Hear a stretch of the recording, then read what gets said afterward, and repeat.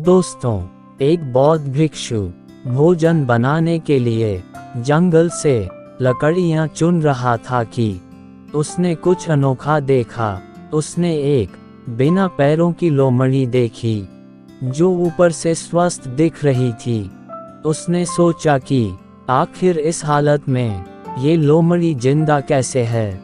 वह अपने विचारों में खोया था कि अचानक हलचल होने लगी। जंगल का राजा शेर उस तरफ आ रहा था। भिक्षु भी तेजी से एक पेड़ पर चढ़ गया और वहां से देखने लगा। शेर ने एक हिरन का शिकार किया था और उसे अपने जबड़े में दबाकर लोमड़ी की तरफ बढ़ रहा था। उसने लोमड़ी पर हमला नहीं किया, बल्कि उसे खाने के लिए मांस के टुकड़े भी दे दिए। भिक्षु को ये देखकर और भी आश्चर्य हुआ कि शेर लोमड़ी को मारने की बजाय उसे भोजन दे रहा है। भिक्षुक बुदबुदाया।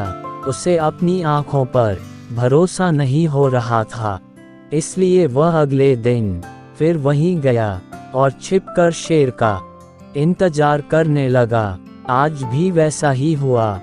भिक्षुक बोला कि ये भगवान के होने का प्रमाण है।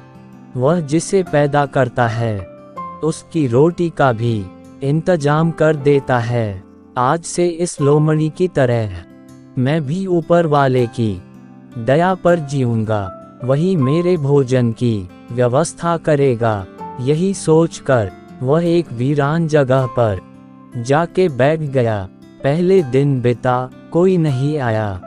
दूसरे दिन कुछ लोग आए, पर किसी ने भिक्षु की ओर नहीं देखा। धीरे धीरे उसकी ताकत खत्म हो रही थी।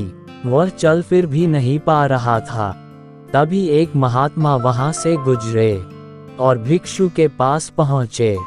भिक्षु ने अपनी पूरी कहानी महात्मा को सुनाई और बोला, आप ही बताए कि भगवान मेरे प्रति इतना निर्दयी कैसे हो गया।